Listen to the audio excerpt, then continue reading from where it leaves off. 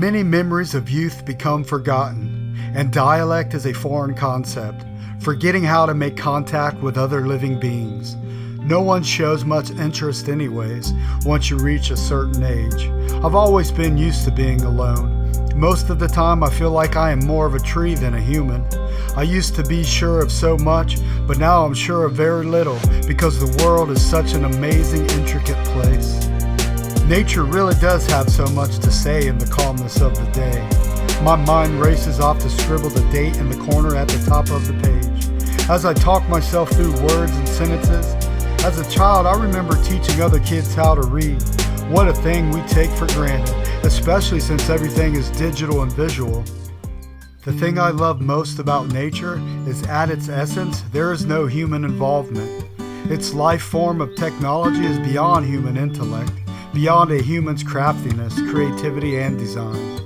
Nature cannot even compare to poetry, art, or music, but only inspire it. It gives reason to rhyme. These elements are real, and they bring slow motion to time. There are no gears to grind. Everything and all things move freely, like breathing. It's life, it's real, it's now. Dreams are another dimension to this life, another planet of sorts, another world, another side to this life, meant to explore and as real as the awake, not without meaning, and the other side of awake. Some dreams I've had since I was a little kid, the exact same ones, same feeling, same time, and same place. Morning time. The assessment of life begins. You may say it's meaningless, all your countless hours of thinking and not doing. I say at times you're right. Paralyzed by fright, a deer in the headlights, or a wounded bird that cannot take flight, as the predator lurks behind the tall grass, as it prepares itself to take advantage of the situation. A wounded dove in its final moments. Eyes wide as it flutters around trying to fly, and not understanding why it can't take flight.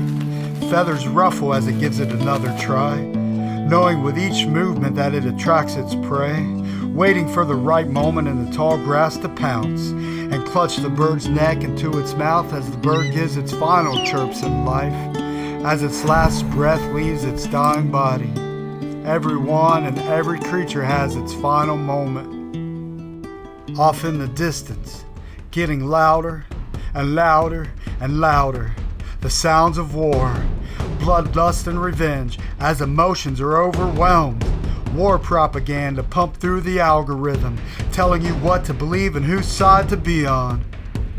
Algorithm, beating the sound of war drums, beating fear into hearts and heads, keeping account of all the dead, while the masses watch in horror like a wounded bird in the grass, as the predator lurches in for the kill.